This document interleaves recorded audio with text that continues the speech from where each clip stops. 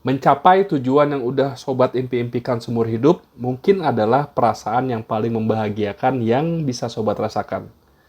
Misalnya tujuan sobat adalah punya channel sebesar channelnya Close the Door Om Deddy Kobuzer yang sudah mendapatkan jutaan subscriber, lalu tiba-tiba Deddy Kobuzer memberikan channelnya ke sobat. Kalau sobat yang punya channel Close the Door, akhirnya sobat perlu melakukan apa yang Deddy Kobuzer lakukan untuk menjalankan Close the Door agar tetap tayang. Lalu bagaimana sobat melakukannya? Apakah pengalaman sobat sudah lengkap? Apakah sobat enjoy melakukan aktivitasnya? Mungkin bisa sobat akhirnya mengatakan, susah ngundang orang dan bahas topik supaya trending. Saya udah punya uang, saya tutup aja channelnya. Nah, ternyata sobat nggak bisa dan nggak boleh merasa gagal saat channel sobat belum besar. Even saat sobat diberikan channel besar pun belum bisa mengelolanya. Saat sobat mencapai tujuan sobat, kebahagiaan yang terjadi itu hanya sekejap. Mungkin berlangsung hanya beberapa menit. Pertama kali mencapai tujuan, mungkin sobat merayakan dengan keluarga, mungkin sobat memposting di media sosial tentang bagaimana sobat akhirnya berhasil memiliki channel Close the Door. Tapi setelah semua euforia reda, sobat kembali pada titik nol lagi. Semuanya menjadi membosankan setelah beberapa waktu. Setiap kemenangan sobat cuma akan jadi peristiwa masa lalu yang orang lain gak ada peduli lagi. Di sisi lain, apa yang terjadi jika sobat tidak pernah mencapai tujuan sobat? Apakah semua usaha sobat menjadi tidak berarti? Saya tahu bahwa beberapa dari sobat mungkin juga memiliki pertanyaan yang sama. Mari kita jawab bersama-sama di channel Petualang Pikiran.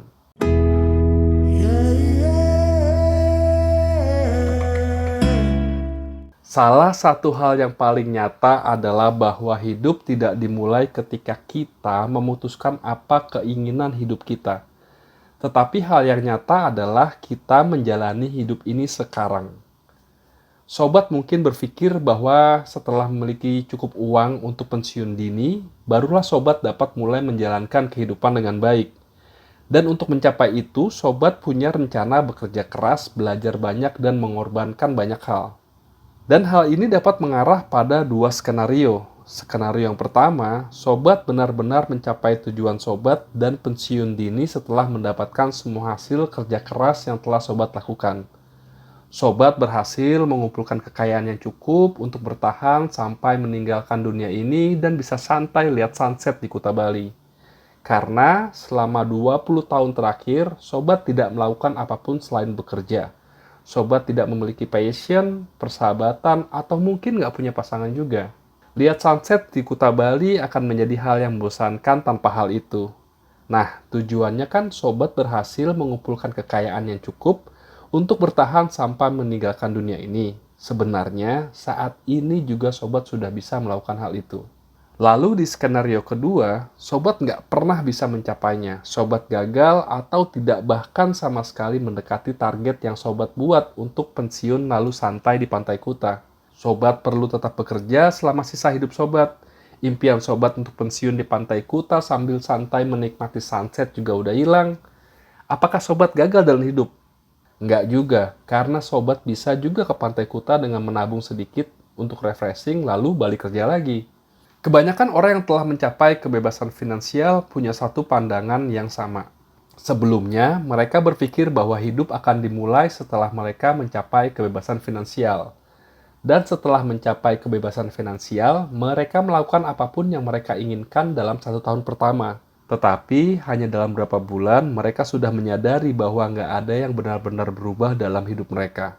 Mereka mendapatkan rumah, mobil, atau apapun benda material yang mereka inginkan. Tetapi selain itu, tidak ada yang berubah secara mendasar tentang diri mereka sebagai individu.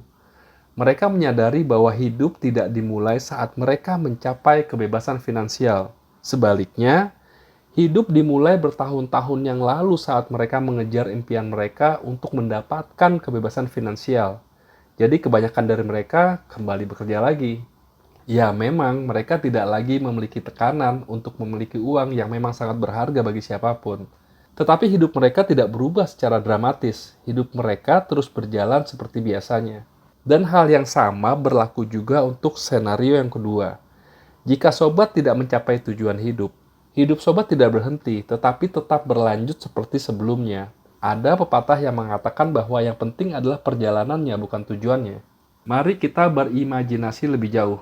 Katakanlah saya memberikan sobat pilihan untuk menjadi seorang miliarder, atau menjadi artis papan atas nomor satu di Indonesia, atau menjadi orang terkaya di dunia. Tapi konsekuensinya satu, sobat meninggal 1 tahun lagi. Apa sobat mau menerimanya? Dan coba deh sobat pikirkan, kalau sobat udah berusia 60 tahun, apakah penawaran dari saya ini masih menarik bagi sobat? Sebagian besar dari kita cenderung lupa bahwa target, keinginan, kekuasaan, dan hal lain yang saat ini dikejar, itu mungkin nggak ada artinya lagi di 10 atau 20 tahun mendatang. Kita sudah punya keinginan lain di masa datang, dan masa pun pasti berubah saat itu. Kita sudah punya contohnya. Ingat keinginan yang kita miliki waktu kecil. Itu sudah nggak berarti lagi saat kita dewasa. Begitu juga tujuan kita saat ini, besar kemungkinannya sudah tidak berarti lagi bagi kita di 10 atau 20 tahun mendatang. Jadi bagaimana kalau sobat tidak mencapai tujuan hidup? Apakah artinya semua usaha sobat menjadi tidak berarti? Apakah semua energi dan pengorbanan yang telah sobat berikan selama ini cuma pemburusan waktu? Jika semua tujuan hidup sobat adalah mencapai tujuan yang sobat canangkan saat ini, maka ketidakmampuan dalam mencapainya akan membuat sobat merasa telah menyia-nyiakan seluruh hidup sobat untuk hal yang belum ada, bahkan nanti tidak ada.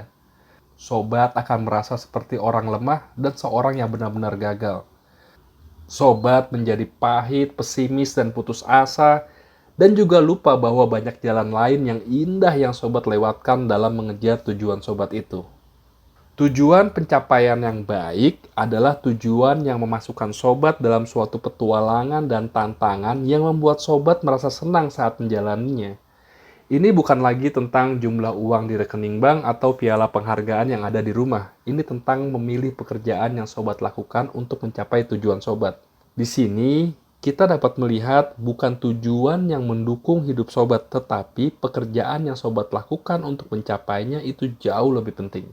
Untuk melihat tujuan dan langkah sobat sudah tepat atau belum, saran saya, bayangkan bahwa sobat saat ini telah mencapai tujuan. Sobat telah mencapai apa yang sobat inginkan dalam hidup, dan sekarang sobat harus melakukannya lagi dari awal, cuma untuk bersenang-senang aja. Seperti sobat perlu memulai usaha lagi dari nol. Ya, cuma buat senang-senang aja. Apakah sobat akan melakukannya? Jika jawaban sobat tidak mau melakukannya, maka mungkin tujuan yang sobat tetapkan untuk diri sendiri bukanlah apa yang sebenarnya sobat inginkan. Kebanyakan orang yang ingin jadi miliarder punya keinginan kuat pada uang. Tujuan akhir mereka adalah angka. Artinya jalur dan cara mencapainya menjadi berantakan tanpa arah, putus asa, yang penting dapat uang. Mereka bakal melakukan apa aja demi hal itu. Kasih contoh kepada saya siapa yang melakukan hal itu dan saat masa tuanya hidup dengan tentram dan nyaman. Karena ada manifestasi aktivitas negatif bertahun-tahun yang membuat pribadi mereka menjadi negatif. Hal ini pernah saya kupas di video sebelumnya. Sedangkan mereka yang sudah jadi miliarder nggak terlalu peduli dengan punya banyak uang. Mereka peduli dengan kemampuan mereka untuk menciptakan sesuatu yang bernilai banyak. Kemampuannya yang mereka pedulikan, bukan uangnya. Karena mereka sudah tahu dengan memiliki kemampuan yang unggul, mereka dapat memiliki uang. Nah, kembali saya menyarankan, saat sobat menentukan tujuan untuk diri sendiri, jangan cuma mikirin tujuan akhirnya, tapi juga pikirin keseluruhan gambarnya. Yang lebih penting lagi, pikirkan jalur pekerjaan mana yang sobat nyaman dalam menempuhnya. Apakah jalur pekerjaan sekarang yang sobat lakukan sudah tepat? Bisakah sobat benar-benar membayangkan melakukan pekerjaan itu, atau hanya membayangkannya aja sudah bikin sobat sangat lelah? Wajar aja kalau kadang-kadang sobat harus sedikit lebih keras berjuang. Tapi, kalau setiap hari, setiap pagi sobat harus memaksakan dan memotivasi diri sendiri untuk melakukannya, itu berarti sobat ada di jalan yang salah atau mungkin tujuannya juga salah. Jadi, untuk menjawab pertanyaan apakah tidak mencapai tujuan hidup membuat segalanya jadi tidak bermakna lagi? Ya tentu tidak. Kalau pekerjaan yang sobat lakukan untuk mencapai tujuan itu mendukung hidup sobat dan bikin sobat merasa baik tentang diri sendiri, hal itu aja udah sangat berharga. Ya memang perlu usaha sedikit ekstra buat meyakinkan pikiranmu tentang hal ini. Kita sering dengar orang bilang, oh, saya nggak punya motivasi untuk mencapai tujuan saya. Hal sebenarnya adalah sobat seharusnya nggak perlu bergantung pada motivasi aja. Kalau pekerjaannya sendiri tidak membuatmu excited, dan sobat harus terus mengandalkan motivasi untuk mencapainya, peluang kesuksesanmu menjadi sangat kecil. Sobat bakal berjuang melawan diri sendiri setiap saat. Semuanya ada di perjalanan hidup sobat. Dan perjalanan ini nggak punya garis finish atau linier. Mungkin saat ini sobat seorang seniman, pengusaha, freelancer, atau guru. Bersyukur atas hal itu, sobat udah melakukan sesuatu hal sekarang. Nggak perlu khawatir tentang hasilnya. Yang perlu sobat lakukan adalah berusaha setiap hari untuk melakukan yang terbaik yang sobat bisa lakukan. Itu aja. Sekarang saatnya bergerak.